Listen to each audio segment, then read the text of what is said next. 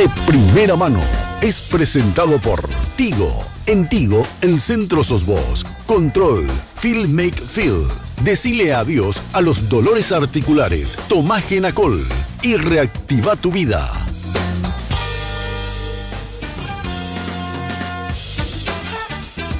Muy buenas noches, ¿cómo están? El gusto de saludarles en noche de miércoles en Red Guaraní, como cada semana. Estela Ruiz Díaz, ¿cómo le va? ¿Cómo anda? Buenas noches. ¿Qué tal, Carlos? Muy buenas noches a la audiencia. Alfredo Boxer, ¿cómo está? Buenas noches, Carlos. ¿Cómo te va? Andrés Riquelme, bien, doctor. Andrés, ¿cómo estás? Bien, Carlos, muy buenas noches. Mi respeto a los televidentes. Nuestro invitado esta noche, el señor Leo Rubín, candidato a vicepresidente de la República por la Alianza Ganar. Leo, gracias por venir. Buenas noches. Carlos, compañeros, muchas gracias. Estela, muchas gracias. ¿Nombre completo? Hermes Leonardo Rubín Godoy Schwartzman. Todos se tienen que llamar Leonardo, ¿verdad? Así era. No, todos son HLR. H. Humberto León Rubín. Rubín. Después mi hermano es Héctor Luis. Héctor Luis. Rubín. Yo soy Hermes Leonardo. Pablo es Hernán Lautaro. Hernán Lautaro. HLR. Y locura de mi papá y qué sé yo. A 18 días de las elecciones generales. Estamos ahí, estamos cerquita de un momento histórico para nuestro país donde nosotros creemos que hay una alternativa de cambio y otra alternativa que es más de lo mismo. Así que estamos peleando como... Me estaba recordando de acá que está Andrés Riquelme, de Gustavo Con. Yo defino esto como una pelea de boxeo. Los colorados creen que nos van a ganar por nocaut y nosotros le vamos a ganar por puntos. Son 12 rounds difíciles, pero vamos golpeando en el buen sentido hasta que ganemos las elecciones el 22. Aparecieron otra vez algunas encuestas entre ayer y hoy. Sí.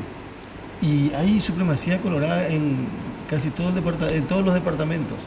Sí, son parte de la guerra de encuestas, te diría. Yo creo que las encuestas son un instrumento más como puede ser el rating de Ibope. No. Para hacer este programa vos no estás mirando el rating. Me parece que las cosas pasan por otro lado. La gran encuesta va a ser el día 22 de abril y ya se han equivocado en todos los países. En Estados Unidos se le daba el triunfo a Hillary Clinton, perdió. En Argentina se le daba el triunfo a Scioli, perdió.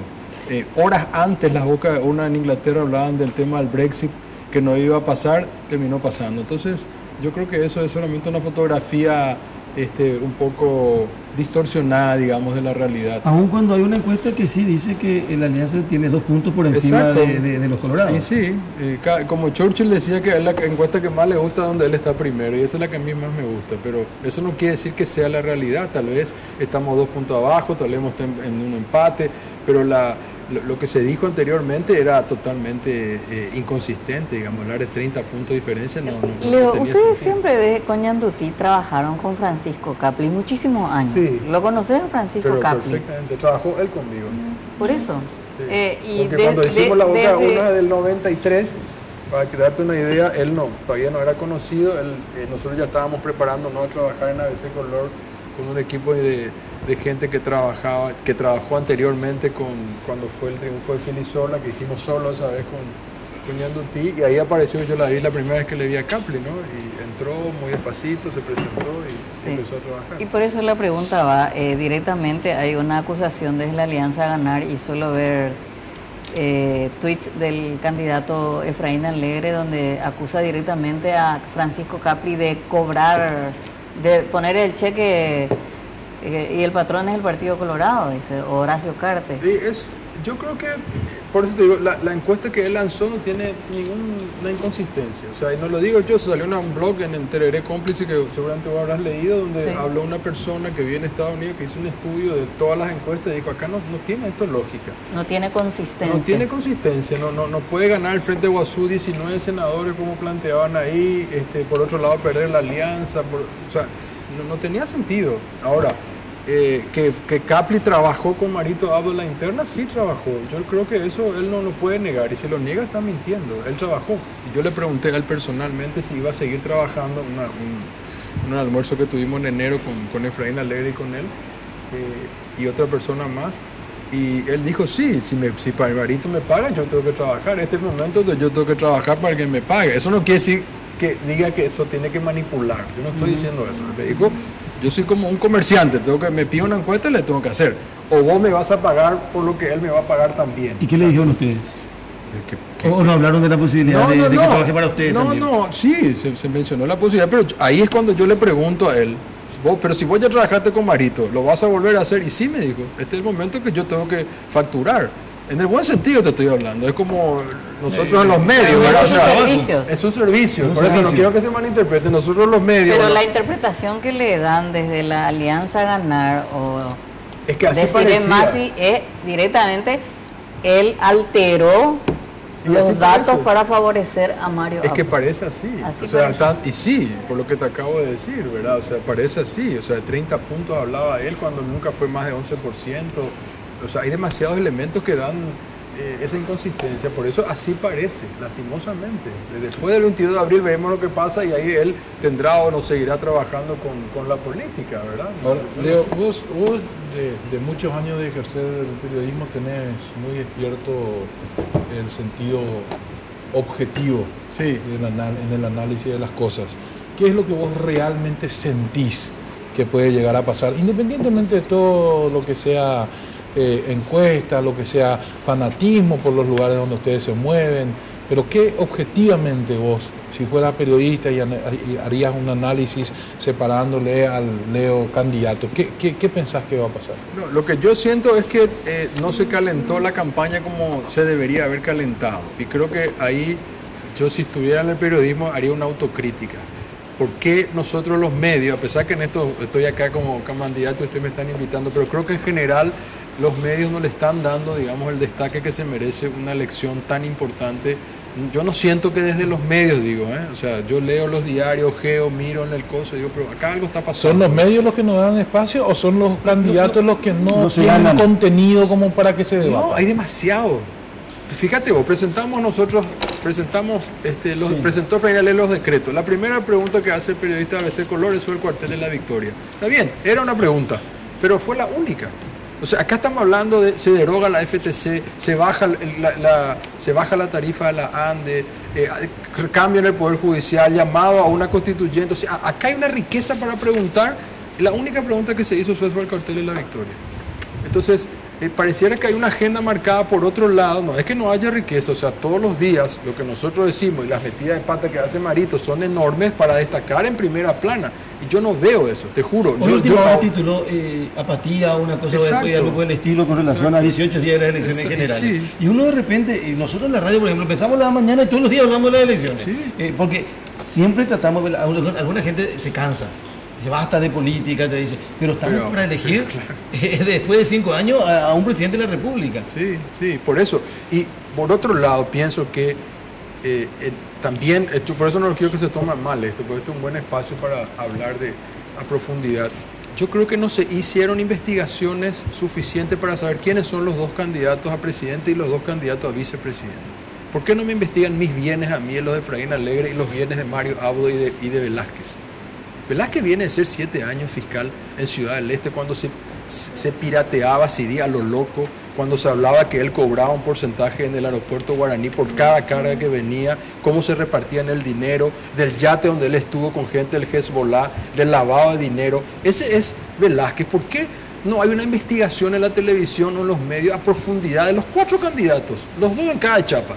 Que me investiguen a profundidad de dónde sacó la plata Leo Rubín, de dónde sacó la plata Efraín Alegre, de dónde sacó la plata Mario Abdo Benítez y de dónde sacó Velázquez. Van a ver que Mario Abdo Benítez, su padre se apropió de tierras malavidas. Ahora que se habla tanto del problema del cuartel de la Victoria, ¿cuántas miles de hectáreas se chupó Mario Abdo Benítez, padre, y todo el electronismo? ¿Por qué no hay una investigación desde el periodismo? No hay un interés a profundidad de saber quiénes son los que van a gobernar este país. Y como una vez escribí a ABC también, ¿de dónde saca la plata? ¿De dónde saca la plata Velázquez? ¿De dónde saca la plata Mario Abdo? ¿De dónde saca Leo Rubín? ¿Y de dónde saca Efraín Alegre? Eso no es importante saber que un tipo como Velázquez, que protegió a la mafia en Ciudad del Este, hoy puede ser vicepresidente, teniendo nexos en la triple frontera donde se maneja todo el dinero que puede terminar en el narcotráfico y en el terrorismo. No es importante saber quién va a ser o puede ser un vicepresidente si en el hipotético caso que ellos ganen. O sea, yo creo que esos son temas que el periodismo tiene que entrar. En ese contexto, yo sé que ustedes hablan con embajadores, se reunieron con los de la Unión Europea, seguramente del Mercosur también, y generalmente ellos hablan en esas reuniones sobre el diagnóstico que tienen y sobre todo los temores que tienen con respecto a ciertas candidaturas. ¿Se habló específicamente de Hugo Velázquez en esas reuniones? En las que yo participé, digamos, con embajadores en general, ellos más preguntan, preguntan qué van a hacer. Los diplomáticos se cuidan mucho. A mí el embajador brasileño, por ejemplo, me preguntó sobre Itaipú, cuánto yo pensaba que iba a durar la represa. Nosotros, qué cálculo teníamos, hasta cuándo iba a seguir dando energía, porque qué plan B tenía Paraguay para cuando se termine Itaipú, digamos, por decirte, ¿verdad? Del narcotráfico sí hablamos en el Departamento de Estado. Yo estuve en Washington con la persona encargada de lavado de dinero y él me preguntó abiertamente sobre Hezbollah, sobre la triple frontera. Hacía preguntas muy directas. Para mí fue muy, no digo chocante, pero fue muy fuerte. Yo nunca me enfrenté hacia y ese día se publicó en última hora la famosa foto, se había vuelto a publicar la famosa foto de Velázquez en el yate en el Líbano, con uno que era embajador paraguayo en el Líbano y con dos más que dicen que Khalil Díaz y otros dos Walid, no sé, que tienen nexo con el terrorismo. Ese día se publicó. Entonces nosotros estando ahí, nosotros le dijimos, saben que acá se publicó y le mostramos en el celular, acá está la foto de Velázquez, ustedes saben de eso, ¿verdad? Y bueno, y ellos anotan, pero no pasa de eso, digamos. Pero ustedes tampoco, aparte de decir que Mario es extronista, nos dijeron mucho durante la campaña. Ahora es la primera vez que yo le escucho a Leo hablar de esta forma con relación al origen de los bienes de cada uno de los candidatos. Pero yo te decía... No, claro, plantea por qué no hicieron los medios. Claro. Pero cuando se le de repente dice, no, él es extronista. Y Mario dice, a mí me tratan de extronista. Hoy dijo, por ejemplo, yo extronista, sí, a los 16 años fue todo eso. Y que devuelva el dinero de su padre de las tierras Malavida. Que devuelva el dinero, si él cree que su papá nos robó en este país, que devuelva todo, que por favor. O sea, una sola propiedad en el Chaco que él tiene vale 36 millones de dólares, a $1.800 la hectárea, él tiene más de 20.000 hectáreas cerca de Mariscal de Estigarribia. ¿Por qué no devolvió entonces la plata al padre? O todo el dinero que se chupó en esta época con el Estado paraguayo. Él nunca ganó un peso trabajando, toda la vida se chupó de las tetas del Estado. Lo dijo Santi Peña, en un debate le dijo, en su cara le dijo, todos los contratos tuyos vienen de ahí. Ahora Carter le regaló 10.000 millones más en un nuevo contrato. Entonces, pero eso no es la función del candidato. Nosotros se supone que tenemos que estar, me encantaría estar hablando de propuestas, no de las tierras Malavida de Mario. Por eso es el reclamo que yo hago acá oficialmente, públicamente ante periodistas, y les ruego que investiguen de dónde sacó la plata Mario Abdo, de dónde sacó la plata Velázquez. Hablando de propuestas, Leo, ¿sí hicieron ayer o anteayer la firma ante escribano de 5 primeros decretos que firmaría Efraín si llega a ganar? Hay fundamentalmente uno que hoy generó críticas acerbas de Cartes diciendo que es una mentira, y de referentes, por llamarlos de algún modo, energéticos del Partido Colorado, que dicen, no, es imposible, eso es demagogia, es populismo, ¿cómo va a ser tan barato? Incluido el presidente de la ANDE. Incluido el presidente de la ANDE, ¿verdad? Y entonces quedan dos opciones nada más. O ustedes apelan a mentiras para captar la simpatía popular, o este gobierno realmente nos estuvo jodiendo muy grande, cobrándonos mucho más de lo que tenía que cobrarnos, y los anteriores, por la factura de la ANDE. ¿Cómo le explicarías a la gente que eso no es una mentira? Sí, voy a intentar hacer una explicación un poquito más larga a la que se puede hacer en campaña, porque las preguntas suelen ser cortas. O sea, la respuesta de las preguntas tiene que ser más contundente. Esta propuesta que se hizo de rebajar la tarifa principalmente a los sectores sociales, digamos, más pobres, les va a costar... No es para todos, para empezar. Sí, es para todos, pero el sector más beneficiado es el más pobre. El 30% de la población que hoy menos paga... condiciones de pago, claro, es el que se va a beneficiar. Es que así tiene que ser. Lógico, ¿no? No es cierto. El que tiene, nosotros que tenemos cierta posibilidad de pagar la luz, podemos quejarnos más o menos, pero no hay problema. Pero estamos hablando del que no tiene. El que no tiene un remedio, el que no tiene, apenas vive en el día. Entonces estamos hablando de esa persona que paga 50.000 guaraníes o 60, va a pagar a partir del 16 de agosto 5.000 guaraníes. Bueno, ¿cuánto cuesta eso? Vamos a empezar por ahí. ¿Cuánto le cuesta al año esa movida? 50 millones de dólares. No estamos hablando de 50 millones de dólares, es lo que costaría esa reducción. Año. ¿Ok? Año. Bueno, ¿de dónde va a salir la plata? Esas son las preguntas, ¿no? Hay un acuerdo que hizo Lula con el presidente Lugo en el año 2009. entre los puntos que se firmaron, hay un punto que habla de la compra de energía llamada barata. Hay un excedente de energía. En Itaipú hay una energía barata y hay una energía cara. Y quiero explicar bien esto. ¿Por qué hay energía barata? ¿Por qué no? Porque habría dos tipos de energía. Porque hay un excedente, digamos, cuando hay mayor volumen de agua, etcétera, etcétera, hay una cantidad X de energía. De superávit de producción. Sí, pero eso es permanente. Puede ser un poco más, menos, pero no es que no hay. Siempre hay. Entonces, por eso se firmó un acuerdo. ¿Qué pasaba antes de ese acuerdo? Brasil dice, yo uso el 90%, entonces yo me llevo el 90% de la energía barata, con esa misma lógica.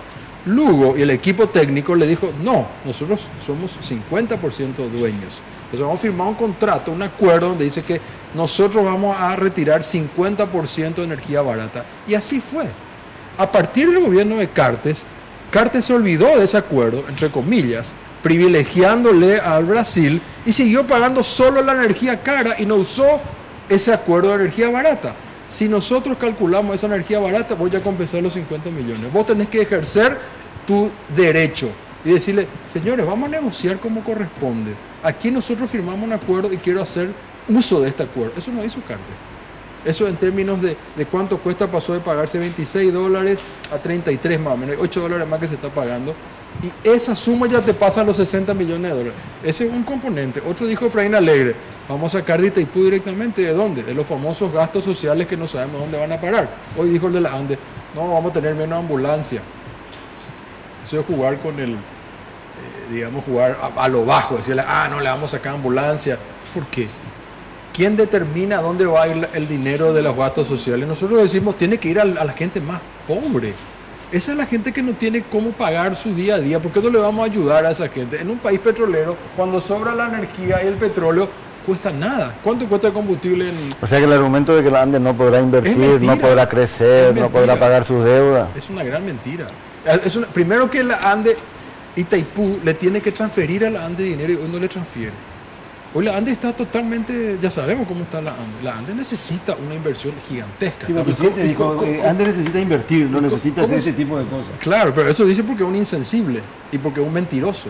Y porque él sabe perfectamente que si se compra la energía de Itaipú al precio que se tiene que comprar de manera barata, se puede hacer lo que yo estoy diciendo y lo que dijo Efraín Alegre, y por eso firmó un decreto. Esto que firmó él, no se le ocurrió a Efraín Alegre en una campaña, en un escritorio. Se trabajó con 10 ingenieros de la ANDE. No es que se dijo nomás. Por supuesto. Pero Leo, ¿en qué momento? Porque eso también me queda dando vueltas. Si Efraín Alegre sabía de esto, ¿cómo él, presidente del segundo partido más poderoso de la República, no canalizó una exigencia al Estado desde que asume Cartes para que el pueblo pueda recibir esa energía más barata ya antes y no esperar el oportunismo de una campaña electoral para plantear algo así? No, es oportunismo, Andrés. Nosotros vamos a gobernar, somos nosotros los que tenemos que presentarle a la gente. Mi pregunta es, ¿él ya sabía esto antes o esto aparece ahora, después de un análisis? No, esto aparece, que yo me haya enterado, me enteré ahora, digamos, entre diciembre y enero cuando nos presentan los ingenieros. ¿Pero qué te dice él? ¿Que ya sabía o que aparece ahora? No me dice nada. Yo creo que también él se estaba enterando ahora de esta posibilidad, digamos, de reducción de la tarifa esta vía. Él siempre manifestó, y esto también fue una discusión en la mesa energética, ¿por qué si Paraguay solamente usa el 20%, digamos, de lo que es Itaipú y tenemos para usar ese 80 restante o 50 del total, ¿por qué nosotros no usamos esa energía para que sea todo más barato? Es que eso es lógico. Nosotros somos el país que produce más energía per cápita limpia del mundo. ¿Y cómo nosotros no nos vamos a beneficiar de nuestra propia energía? ¿Por qué nosotros? El otro día se publicó en última hora un ingeniero que él habla del Jeffrey Sachs punto 2, ¿no? Hizo todo un informe de cuánta plata tendría que cobrar Paraguay. Lo hizo acá. Estuvo acá con nosotros. Estuvo con ustedes. Bueno, con nosotros, nos contó, nos quedamos así. ¿Y cuánta fue la cifra que le dijo? 100.000 millones de dólares. 100.000 millones es en el caso la de que... La pérdida que tuvo Paraguay. La pérdida, pero eso es, digamos, si vamos a un cálculo, si hace un promedio, porque viste que hay 57 mil millones. No, pues sí, el promedio. Leo, si eso es cierto, ahí se puede... No. ¿Cómo que no es cierto? No, si es cierto y se puede conseguir eso, este sería un país... No, se pudo. ¿Y quién no consiguió? Ustedes saben de quién estamos hablando. De Alfredo Stroessner. Estamos hablando de Alfredo Stroessner. Él fue el que firmó el acuerdo con Brasil. Y Mario Audo Benítez, padre, y el hijito que nació en la cuna de oro, después de los 16 años, sabía que su papá participó de esta negociación y encima él se jacta así, no, hicimos Itaipú. ¿Qué Itaipú? Entregaron 50.000 millones de dólares. ¿Cuántos hospitales, escuelas, infraestructura, autopistas hubiéramos tenido en ese momento nosotros? Nosotros tenemos que ser realmente Qatar. No sé cómo explicarte. O sea, eso es lo que entregó el papá de Mario Audo Benítez. ¿Cómo lo va a decir? Yo tenía 16 años. Pues es una falta de respeto a la inteligencia. Yo también tenía 16 años cuando estaba en la Plaza Italia, cerca de Alfredo Box y otra gente cuando salían a hacer las manifestaciones y estaba consciente de lo que estaba pasando. Y estoy muy feliz de tener esa herencia. Pero él no está feliz de tener esa herencia. Y si él está de acuerdo con esta herencia, entonces o tiene dos cosas. O dice que fue una dictadura y que se robaron las tierras mala vida, o devuelve lo robado. No le queda otra. Lilian, nosotros nos contó el lunes. En Argentina hay una organización de hijos de represores. De hijos de represores, sí, que asumen y piden disculpas permanentemente por lo que hicieron sus padres los antepasados. Por ejemplo, hagamos una pausa, el primer corte y en un ratito seguimos. De primera mano, esta noche nos visita el señor Leo Rubín.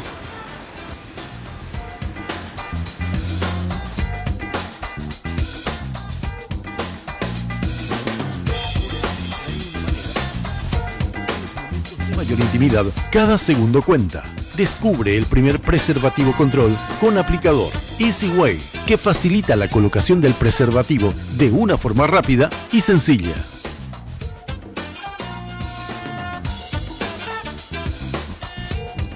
Queremos que vivas al máximo el torneo local más importante de todos. Por eso Tigo te trae una promo que no podés dejar pasar. Contrata tu plan de TV familiar por 99.000 guaraníes durante 3 meses, llamando al asterisco 611 o al 021-618-9900 y disfruta de toda la pasión del fútbol por las señales de Tigo Sports. Porque en Tigo, el centro sos vos.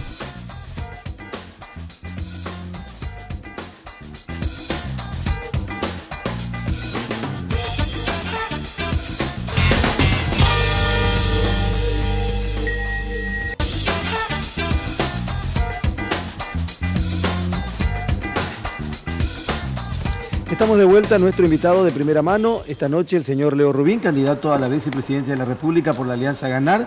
Estamos hablando, entre otras cosas, de todo esto que se presentó y que mucha gente puede que discuta, mucha gente puede que aplauda, mucha gente puede que no crea también, ¿verdad?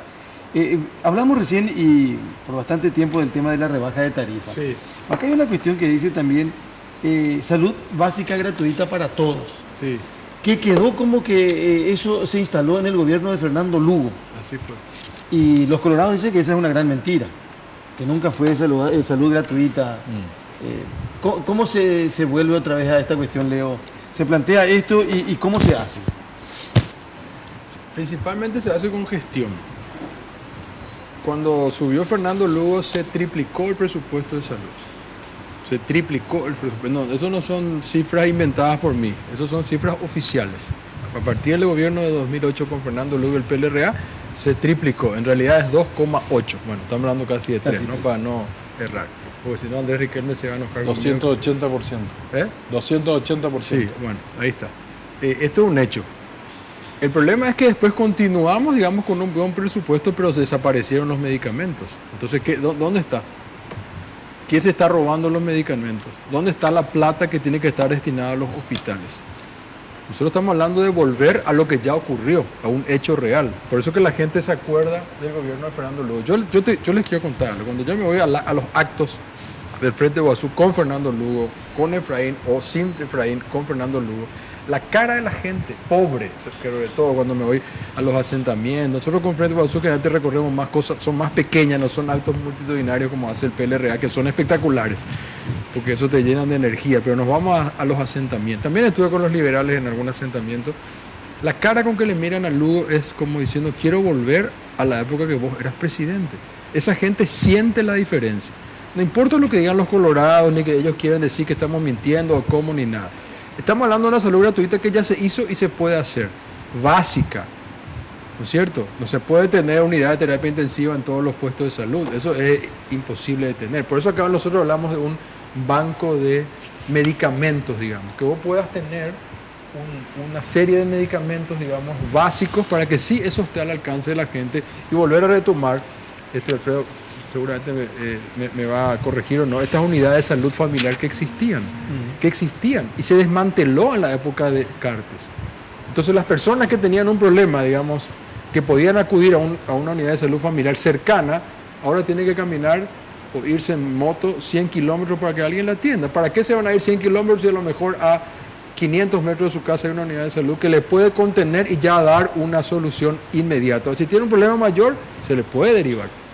Entonces no es, Carlos, imposible hacer esto porque ya se hizo. Y eso lo estamos garantizando. Por eso Efraín Alegre es la primera vez que un presidente de la República o candidato se va frente a un escribano público y dice, yo voy a firmar ya los decretos, para que nadie me discute y me digan esto no se puede hacer. Porque una cosa es decir, vamos, y después no haces. No, yo y firmo, doy fe y una escribana dice, listo. Entonces se puede. Leo, entre los decretos que afirmó que va a firmar, sí, está uno que dice, derogaremos la FTC. Sí, así es.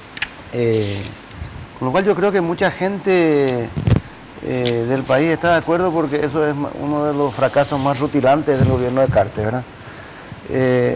No nos dicen nomás en el decreto que va a firmar qué va a hacer, qué va a poner en su lugar, ¿verdad? Porque así como dijiste en salud, qué es lo que va a volver. Sin la FTC, ¿qué? La vez pasada le entrevistamos al comisario Antonio Gamarra, que también es candidata, y dice, él lo tiene claro, la policía, que es la que debe estar ahí. O sea, claro, él es policía. Claro. Entonces, de acuerdo, la FTC fue un fracaso, pero en vez de eso, ¿qué? Sí. Bueno, aquí en los decretos, digamos, que se presentaron, se hablan de 3 nuevas fuerzas que se van a organizar. Una es para combatir el EPP, otra es para combatir el crimen organizado y una tercera fuerza es para la seguridad ciudadana. Es decir, lo que se está hablando acá es de reorganizar la seguridad de este país en 3 frentes. El caso de EPP concretamente, yo creo que esa idea de que vuelva la policía, para mí también es la correcta. Históricamente la policía y los militares se han llevado mal en este país, históricamente, no es de ahora. Y la FTC, ¿cuánta plata se llevó, Estelita? Vos que manejás números. ¿Cuánto se llevó ya en los presupuestos? Algunos dicen 100 millones de dólares. A partir de este año recién tiene un presupuesto propio.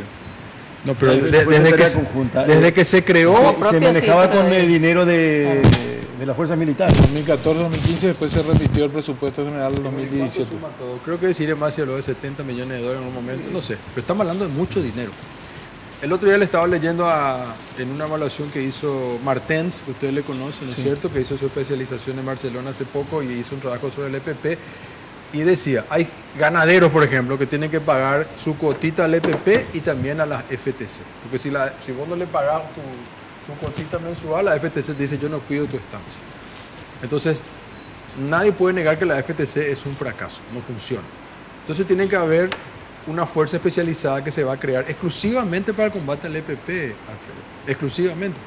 Yo no te puedo decir ahora con propiedad porque no es un tema que, digamos, que lo tendría que manejar el ministro del Interior futuro, pero de lo que escuché hablar y también con Efraín y tal, me parece que es una fuerza reducida, con tecnología de categoría, digamos, que pueda entrar a hacer su trabajo y no lo que está pasando ahora. Yo estuve en la zona de Arroyito, en una escuela agrícola muy cerca ahí, una escuela agrícola modelo, muy cerca de donde ocurrió esa muerte, donde murieron 8 militares, y realmente una cosa lamentable, cómo fueron liquidados 8 jóvenes, digamos, de una manera, con una desprotección total, los drones que están ahí tirados que no funcionan, o sea, una cosa digamos, de malísima gestión. Por eso volvemos a lo mismo. Acá no hay una gestión. El presidente no se sentó a gestionar este país. Y Mario Abdo Benítez termina dándole la mano a Cartes, a quien le criticó, y termina estando sometido a Horacio Cartes. O sea, acá el que sigue mandando en el término paraguayo es Horacio Cartes, y Mario Abdo Benítez se quedó totalmente cooptado por él. Quiere decir que va a ser exactamente lo mismo en el hipotético caso de que gane la presidencia. Pero volviendo a la pregunta, tiene que haber una fuerza exclusiva que va a ser dedicada solamente al EPP, otra fuerza que va a ser dedicada al crimen organizado y una fuerza que va a ser dedicada a la ciudadanía y a la seguridad de los ciudadanos. Sí, yo quiero un poco apuntar a la figura de Leo Rubín sumada al Frente Guazú. En charlas que tengo a veces con la gente, por mi rol de periodista, con empresarios, gente de clase media, siento que tienen temor que con el Frente Guazú como aliado principal con Leo Rubín se vienen expropiaciones. Y lo del cuartel de la Victoria como que reforzó esa teoría o ese miedo. Entonces, la otra vez te escuchaba en la firma de compromiso para el ambiente y el desarrollo sostenible con las ONG Yo Voto por los Bosques, decir, yo, Leo Rubín, no estoy en contra de la soja ni tampoco estoy en contra de los ganaderos, que me parece que son los dos sectores que más le tienen miedo a un gobierno donde Lugo retorne en cierta forma al poder. Sí. Bueno, pero recordemos que Lugo en el poder no... ¿Cuál es la gran expropiación que hizo, digamos, para decir que se hizo alguna expropiación? En el momento que se intentó saber de quién eran las tierras y de aquella famosa, ¿cómo se llamaba? Esa franja de seguridad que se tenía que hacer y que se tenía que saber dónde estaba parado cada uno, no se pudo hacer. Y ya le sacaron del gobierno. O sea, realmente, ¿qué expropiación hizo Lugo para decir que le tiene el miedo? Y con relación a eso que yo dije... agradezco la oportunidad, Estelita, porque sí me quieren poner a mí cosas que yo... Una cosa que yo sea vegetariano y otra cosa que yo esté en contra de la ganadería. Yo no estoy en contra de la ganadería. Yo entiendo que es un rubro histórico del Paraguay. Yo estaba leyendo libros de la época de Eligio Ayala, de 1925, y ya se hablaba de la ganadería paraguaya. Y él ya reclamaba y poesía de Julio Correa de 90 años atrás que ya hablaban de los problemas campesinos y o sea, la ganadería está instalada aquí hace más de 100 años. Claro, y eso, pero no en ese contexto, Leo, sino en el contexto del desarrollo económico. O sea, la soja y la ganadería son los rubros estrella del Paraguay. Más producción implica más tala de bosques. En eso estoy totalmente en desacuerdo. Entonces, lo que ellos... Pero yo por eso di el ejemplo del presidente de Neuland, menonita, en el Chaco paraguayo. Dice, se puede hacer ganadería sin echar un solo árbol. Les pido por favor que pasen el video acá en este programa. Se puede hacer ganadería, y llamarle y preguntarle, sin echar un solo árbol. No, lo dice Leo Rubín, ecologista. Lo dice el señor, no me acuerdo el nombre, presidente de la cooperativa Neuland. Ellos se dan cuenta que el desastre que se está viniendo del Chaco paraguayo es enorme. Vos podés tener ganadería, podés tener... No podemos de un día para otro decir, como el compromiso que firmamos ayer, que tiene, digamos, ideas a corto, mediano y largo plazo. Entre las ideas a largo plazo se habla de ver cómo se empieza a zonificar esto. Que a mí me parece lo ideal.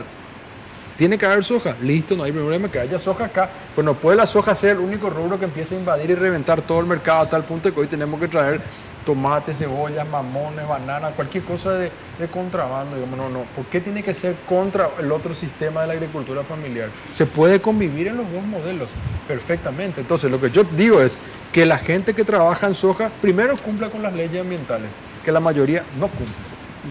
Ahora, ese en el campo del... Y que paguen más, y que tienen que pagar más. Sí. Que tienen que pagar más impuestos. Los dos rubros tienen que pagar más. Los dos impuestos son enormes. Nosotros decimos le alimentamos a 70 millones de personas, pero acá la gente se muere de hambre. ¿Y cómo es eso? Discúlpame que te interrumpa. El otro día leí en la Argentina, en un informe hace un mes, que en las provincias argentinas donde mayor producción sojera hay, son los más pobres de la Argentina. Entre ellos Formosa y compañía. Son los más pobres. Entonces, ¿cómo puede ser que produce tanta riqueza y son pobres? Lo mismo pasa en Paraguay. Tenemos niveles macroeconómicos que está bien. No podemos hacer los ídolos. Y después, ¿por qué la gente tiene hambre? ¿Por qué no hay medicamentos? ¿Por qué se caen las escuelas? Quiere decir que la matemática, por usar una palabra, no está funcionando. Algo no está funcionando. Ahora, dentro del campo, eso es un poco en el campo económico. Y en el campo político, un poco tus posiciones con respecto a Venezuela y Cuba. Sí. Eso también genera temor. Una especie de cubanización, venezualización de Paraguay. Nosotros hicimos una encuesta para nuestro equipo. El 70% no le interesa a Venezuela ni sabe lo que pasa en Venezuela. Esta es una cuestión que se maneja en el círculo rojo de la información. O sea, yo creo que el paraguayo que tiene un problema... Yo estuve ayer en un asentamiento que se llama Canaán, en el departamento central. En el departamento central hay 1.590 asentamientos.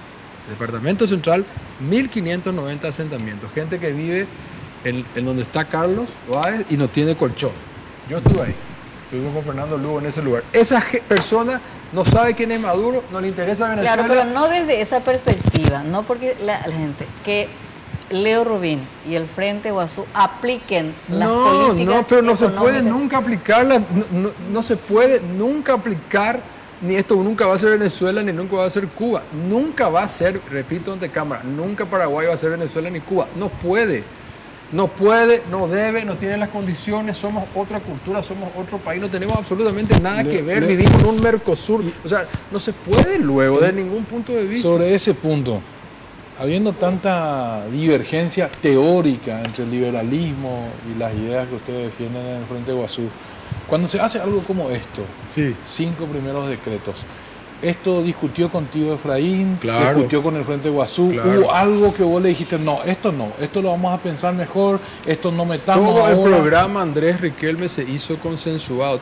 ¿Qué, por ejemplo, no entró en esto que vos le dijiste, nosotros no estamos de acuerdo con eso, eliminemos eso por ahora? No, en esto no, porque esto se consensuó, digamos, que teníamos que tener para, digamos, poder transferir información a la gente, teníamos que tener 5 puntos y no más de eso.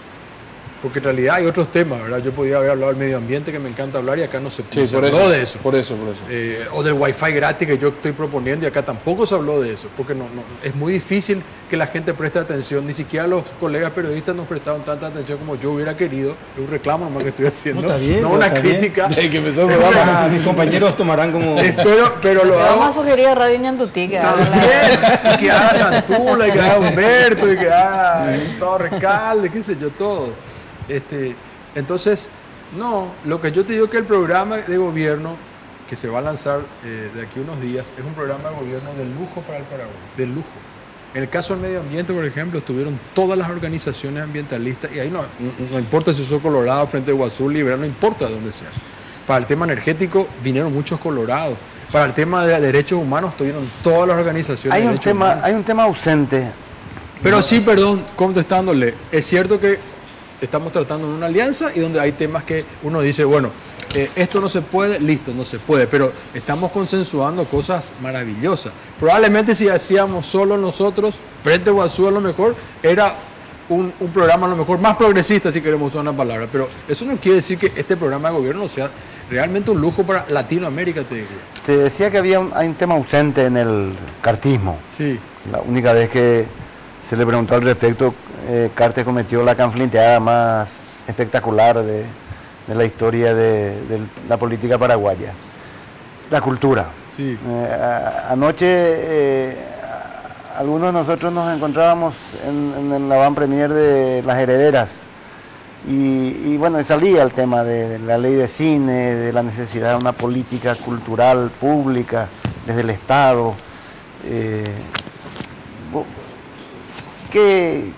¿Qué tiene por escrito o qué tiene como promesa la alianza para este sector que durante los últimos 5 años estuvo sencillamente olvidado?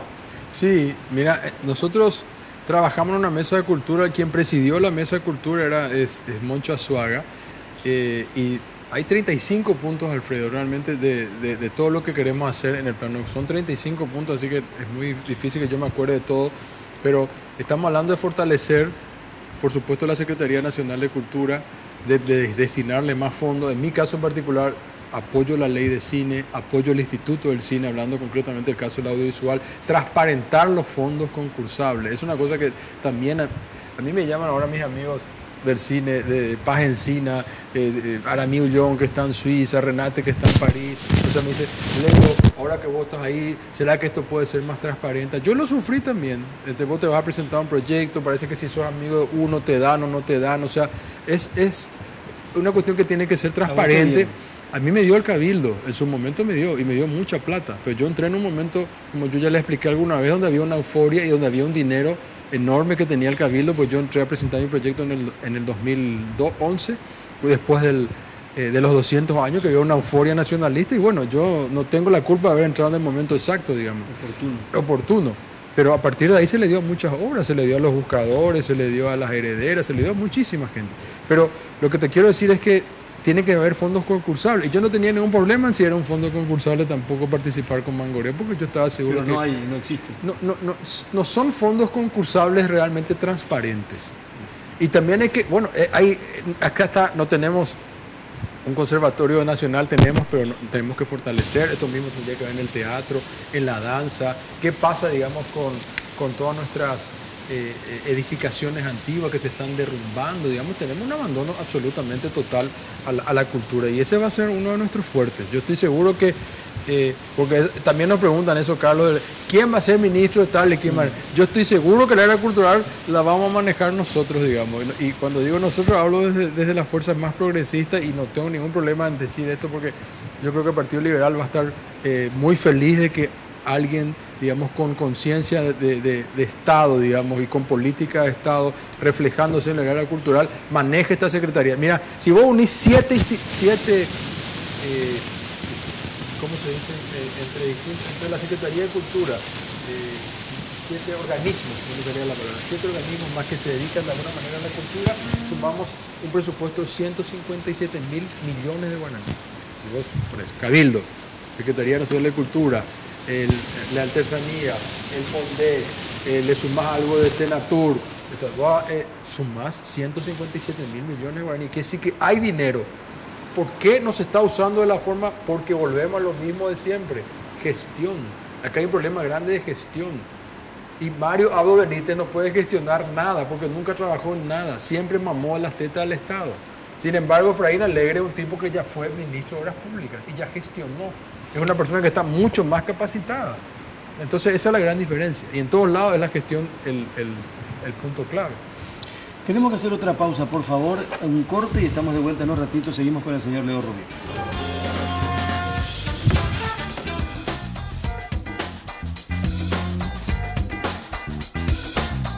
Porque siempre hay una manera más fácil y en los momentos de mayor intimidad, cada segundo cuenta. Descubre el primer preservativo control con aplicador Easy Way, que facilita la colocación del preservativo de una forma rápida y sencilla.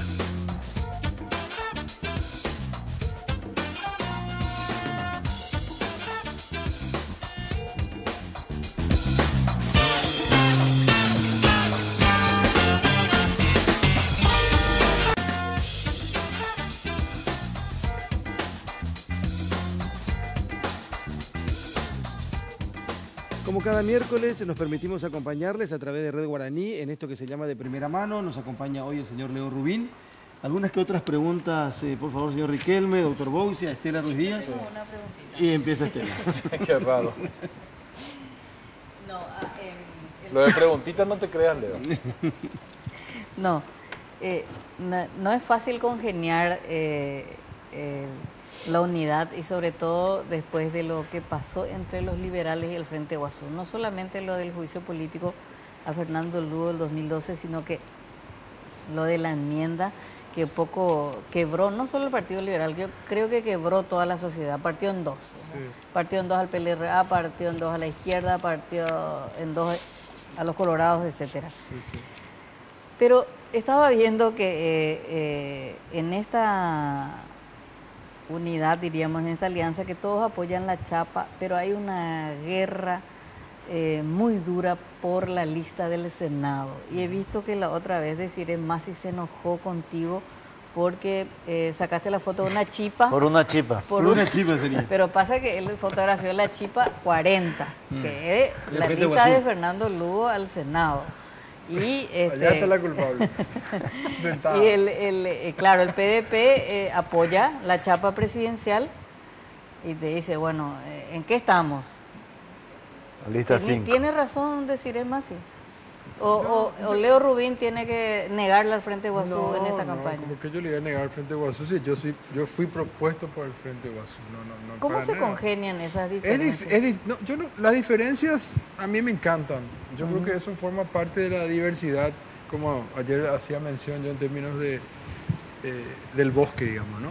Pero a mí me parece que yo lo vi más como un chiste, realmente. Yo con Desiree nosotros nos mandamos WhatsApp. O sea, esto, por ejemplo, después ella me mandó lo de la hamaca, ¿verdad? Que yo estaba en una hamaca y después apareció Marito también en una hamaca. Entonces ella puso en su Twitter, no era que... Ese es el meme más viralizado, lo tuyo en la hamaca. Claro, sí. Pero ahora apareció uno que estaba Marito en su hamaca, sí. Creo con su hijito. Y entonces decían, no, era que estaba en la maca, era ser zurdo, Aragán y no sé cuánto. Entonces Marito hace lo mismo que Leo, digamos, ¿no? Y Desiree puso eso en su Twitter, ¿verdad? Y ella me manda. Y lo de la chipa también me mandó en el WhatsApp, digamos, ¿verdad? O sea, yo no... Ella es provocadora nomás, yo no veo. A mí me parece que las diferencias son buenas. Lo que sí es complicado, sí te puedo decir que como fue todo muy rápido esto de la alianza, poder congeniar un acto político es difícil. Porque ya lo dijo Estelita, lo dijo en su artículo una vez, tiene que llevarla al Lugo en todos sus actos. Entonces eso sí puede generar roces con los otros. Dice, ¿por qué tú solamente Lugo? Porque al fin de cuentas él está compitiendo con los otros senadores. ¿Cómo resolvieron eso, Leo? ¿Hablaron? No se resolvió, Andrés.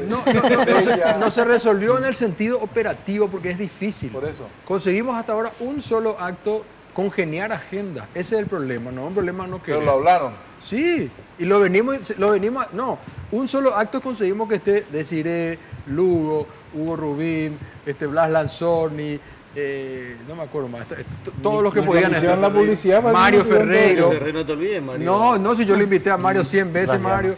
Blas Llano. No, Blas no estuvo en ese acto. No, por eso no se va, Blas Llano tampoco. No, Blas Llano no se va a esos actos, digamos, pero sí se va a otros actos liberales que antes no se iba tampoco. Él empezó a hacer campaña relativamente hace poco, 15 días por ahí. Entonces, operativamente nomás el problema es subirnos todos en un escenario. Pero todo el mundo sabe la fuerza que tiene Fernando Lugo en esta campaña, tal cual vos lo describiste en tu artículo y lo habíamos hablado también. O sea, todo el mundo sabe.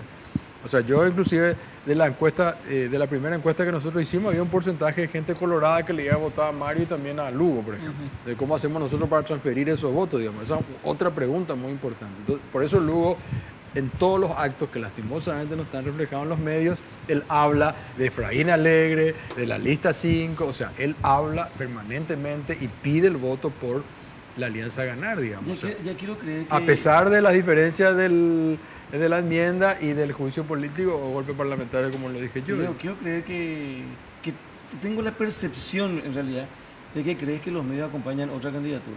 No, creo que... No le dan a las dos candidaturas la importancia... Dijiste en el inicio del programa. Sí, no, creo que tienen que ser más incisivos, digamos, en saber de dónde sacó la plata Mario Abdo, Velázquez, Leo Rubín y Efraín Alegre. La gente que va a votar el 22 de abril tiene derecho a saber de dónde sacó su dinero Velázquez. ¿Por qué él cuando estuvo en Ciudad del Este le protegía a las mafias y cuánto él cobraba por cada container de CD que paraba en el aeropuerto Guaraní? Tenemos derecho a saber nosotros. Y ahora creo que tienen respuesta también aquellos que ingenuamente se preguntaban hace 4 o 5 años para qué compran medios Cartes. Exacto.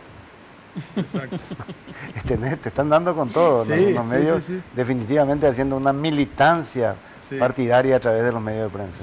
Sí, y es así. Yo creo que los medios de comunicación son extremadamente importantes. Nosotros también en esta encuesta que hicimos hemos visto que el 70% de la gente se entera de la campaña política por la televisión, el 70%. Fuertísimo.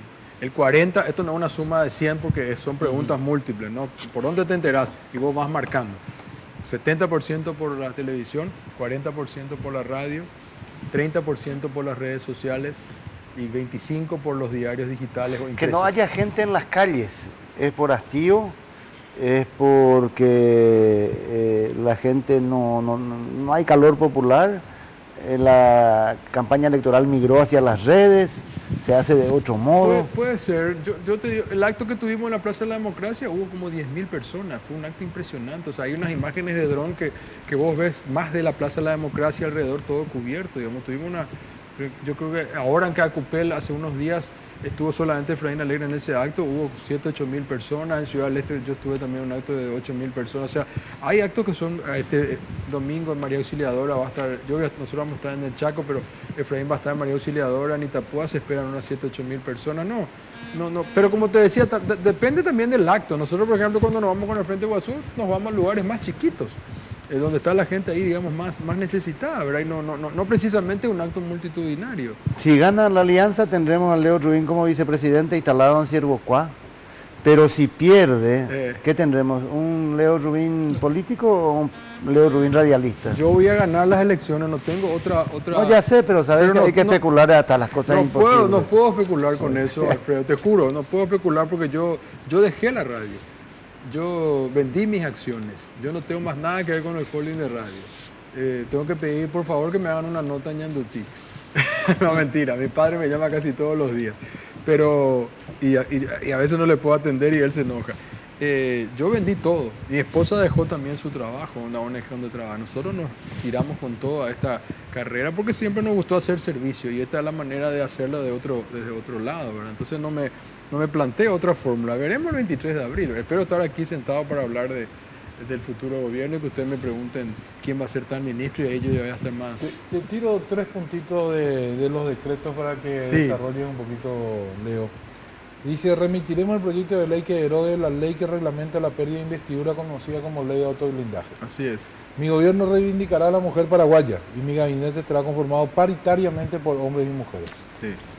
Me comprometo a gobernar 5 años para todos los paraguayos y paraguayas, sin distinción de banderías políticas. Rechazo la reelección bajo cualquiera de sus foros. Así firmó Efraín Alegre. Yo creo que es muy importante esa última, donde él dice rechazo la reelección en cualquiera de sus foros.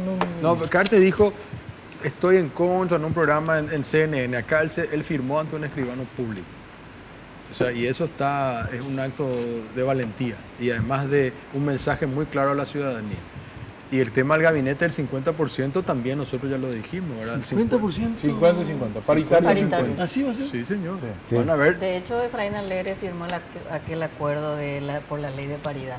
Sí, claro que firmó. Precandidato presidencial. 50% van a ser mujeres. ¿Cómo no va a ser 50% si el electorado que tiene que votar el 22 de abril está compuesto luego por 50% de mujeres? Entonces, ¿qué sentido tiene que nosotros sigamos en un gobierno machista, digamos, con una visión testicular, cuando tenemos un país, digamos, que puede tener un pensamiento con mujeres en el gabinete? La mujer piensa totalmente de otra manera.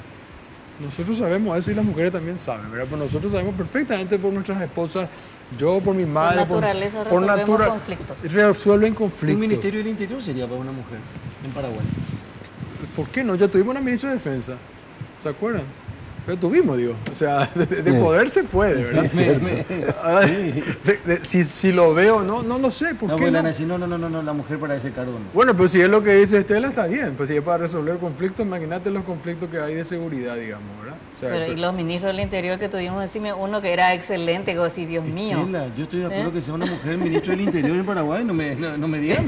Estela misma pues, sería una excelente ministra del Interior. Y varias otras también que conocemos. Pero si me permiten, porque ya me dio el pie Andrés, acá quiero, y me tomo lente porque necesito lente para leer. Acá me parece que hay cosas que no discutimos, Carlos. A ver. Enviaré al Congreso el mensaje para la convocatoria de una Asamblea Nacional Constituyente con el objetivo de sanear el Poder Judicial, terminar con la impunidad que hoy humilla a nuestra patria.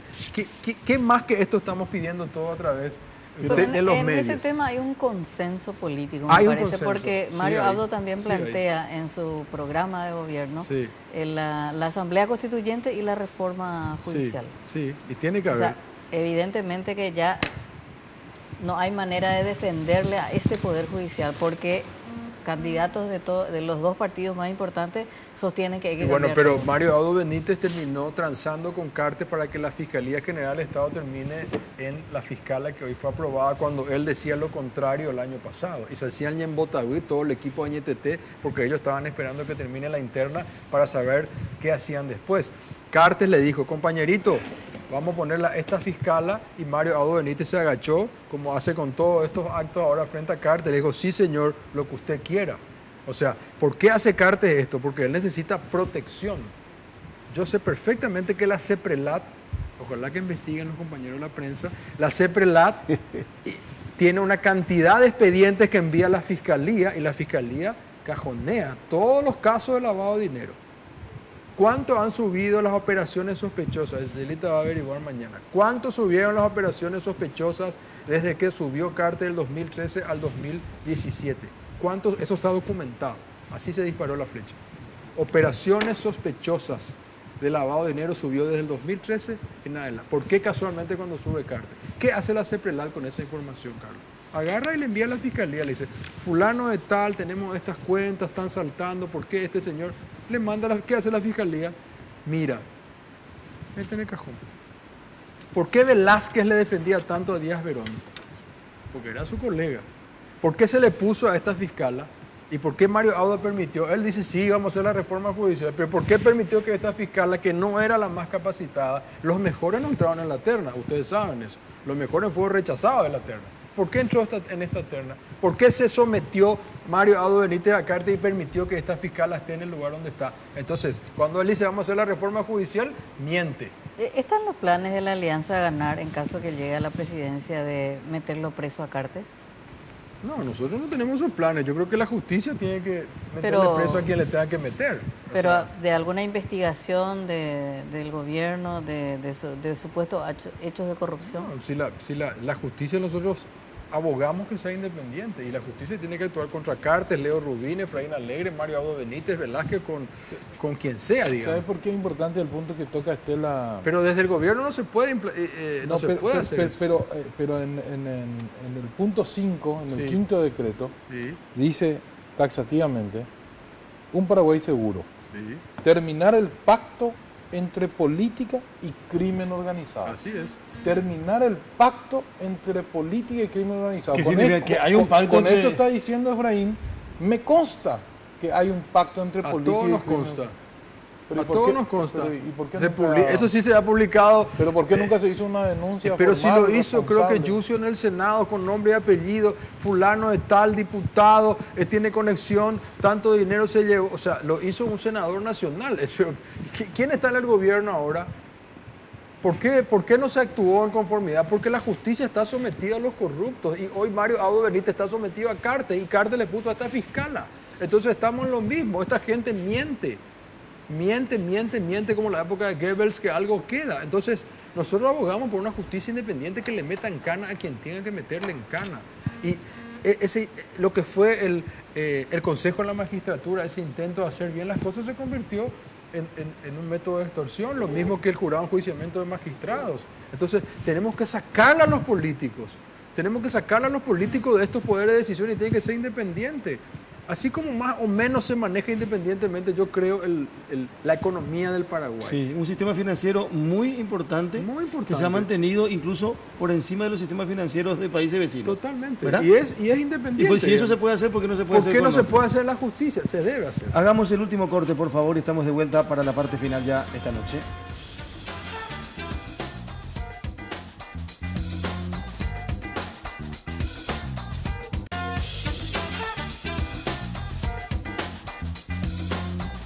Bueno, tenemos que cerrar el programa. Qué bárbaro estos señores. Tenemos que cerrar el programa. Y a 18 días, Leo Rubín, de las elecciones. Voy a preguntar algo que nunca nadie planteó. ¿Por qué votar a Efraín Alegre y a Leo Rubín y no votar a Mario Audo Benítez y a Hugo Velázquez? Porque claramente el proyecto de Velázquez y de Mario Audo Benítez representa el pasado, representa más de lo mismo, representa a Stroessner, Cartes, Galaverna, González Daer, Víctor Bogado, o sea, representa todo lo que no queremos. Representa la pobreza, representa la exclusión social, representa el abandono Pero si gana campo. la alianza, el único que no va a estar va a ser Mario Audo y no va a estar Hugo Velázquez. Después van a estar todos los que mencionaste. Porque es así, sí, ¿verdad? Sí. Hasta Cartes va a estar. No sabemos. ¿No? Y no debería estar Cartes. Cartes no puede ser candidato, eso es obvio. La ¿Indica no? Tampoco. ¿Cómo va a ser si la Constitución dice será senador vitalicio? No le da ninguna alternativa. No puede ser. Ni a Fara tampoco. O sea, ninguno de esos tres debería poder participar. Lo están haciendo, claro está. Ahora habrá que ver si después a la hora de las primeras asambleas en el Parlamento, digamos, le dejan o no jurar. Yo no lo sé. ¿Por qué tienen que votar por nosotros? Bueno, tienen que votar porque primero que hablamos muy poco, a pesar que hoy tuvimos un poquito más de chance de hablar de un programa de gobierno. Y tenemos un programa de gobierno realmente acorde a las circunstancias que el Paraguay necesita en este momento. Porque tenemos sensibilidad en lo social, por eso hablamos de una reducción de la tarifa, por eso hablamos de recuperar la salud gratuita, la educación también gratuita, por eso le decimos a la ministra de Economía, por supuesto que no tiene que pagar aranceles a los universitarios, no tienen por qué pagar, estamos hablando de 29 millones de dólares, o sea, no tienen por qué pagar, tenemos que darle la vivienda a los universitarios que se merecen, que hoy tampoco tienen, que están abandonados. A mí me decía el otro día un ingeniero Dice, Leo, yo estudié en el Brasil y el hecho de tener un almuerzo en la universidad a mí me permitía ahorrar un dinerito, digamos, para que yo pueda pagar otras cosas. 1 de cada 10 llega a la universidad. Hoy estuvimos hablando del enfoque de juventud, tenemos un bono demográfico llamado a la juventud enorme que estamos hipotecando porque no le estamos dando las oportunidades. O sea, este es el único modelo que le va a permitir al Paraguay salir adelante y generar empleos. Lo otro ya sabemos, sometimiento a Cartes. Eso es lo único que se va a ofrecer Mariano Benítez. Él no tiene las condiciones para ser presidente de la República, y Efraín Alegre sí. Y nosotros estamos en una alianza donde decimos, no vamos a gobernar para el pañuelo colorado, como dicen ellos. ¿Vos no te diste cuenta que su campaña es solo para los colorados? ¿Acaso no dice, perdón? Hablando de eso, sí, debe ser muy divertido hablar con Leo después de estas elecciones, cuando ya no tenga más el corset y las ataduras de las cosas que no puede decir. Pero tendría probablemente muchas cosas que contar sobre cómo se nada y se sobrevive en esa ensalada ideológica que está en la Alianza Ganar, no solo por esto de izquierdistas y liberales, sino por todos los otros que se van sumando, algunos muy exóticos desde afuera. Y además la mezcla que ya citó Estela y que debe ser bastante compleja de absorber los golpistas del 2012, los del 31 de marzo del año pasado. Pero digamos que este polimorfismo tan variopinto de la alianza se confronta con una cosa también muy heterogénea, pero muy bien conocida, que es la ANR, que hace 70 años está en el gobierno. Es decir, todas las incógnitas que tenemos de este lado son todos los conocimientos de lo que ya sabemos que están del otro lado. Yo creo que en estos 15 días que los colorados están apuntando al temor a Lugo, al temor a la izquierda, nos van a convertir en Venezuela, que cada vez lo veo más como argumentos más débiles. Creo que tienen que poner toda la carne en el asador para demostrar, para crear el temor a, por Dios, más de lo mismo. Eso es mucho más ominoso. Vos sabés que yo no siento esa ensalada ideológica. ¿Qué me pasó a mí? Te soy sincero. Yo me senté la primera vez en la mesa del presidente del Frente Guazú, empecé a escuchar. Y salí con otra visión. Y después en la segunda reunión le dije, ¿saben qué, gente? Ustedes tienen la imagen de ser una especie de chiitas fundamentalistas. Esa es la imagen que se tiene del Frente Guazú desde afuera. Tienen esa imagen. Y hay partidos, hay uno de los partidos más chiquitos del Frente Guazú, que le encanta el tema económico. Y vos te sentás a hablar con ellos y escuchás cosas extremadamente, digamos, progresistas y de primera categoría que se hablan ahora en Europa o que se hablan en las grandes ligas. Creo que ellos no se saben vender, digamos. Claro, además, Fernando Lugo niega públicamente ser de izquierda. Sí. Es más, y del Frente Guazú también. Y del Frente Guazú. Para hacer más fácil las cosas. Bueno, Leo Rubín, muchísimas gracias por venir. Pero sí puedo contar después otras anécdotas de lo que es estar dentro de una campaña, porque eso es realmente pero para eso tenés que perder. No, voy a ganar igual. No, nosotros tenemos que esperar 5 años para... Yo voy a ganar, voy a ser presidente y después le voy a contar igual. ¿Después de 5 años o después de ganar? No, después de ganar. ¿Vicepresidente vas a hacerlo? Voy a ser presidente. Vicepresidente. ¿No soy consciente ahí? No, vicepresidente. No, yo soy muy respetuoso. No. Leo Rubín, muchísimas gracias. Gracias, querido, muy amable. Muchas gracias. Bueno, nos vamos, señoras y señores. Gracias, Estela, Alfredo, Andrés, a la gente que nos elige, nos prefiere siempre. Mañana tempranito, 5 de la mañana, como todos los días de lunes a viernes, en Monumental AM 1080. Buenas noches. Así, esto hacemos siempre. De primera mano, fue presentado por Tigo. En Tigo, el centro sos vos. Control, Feel Make Feel. Decile adiós a los dolores articulares. Tomá Genacol y reactiva tu vida.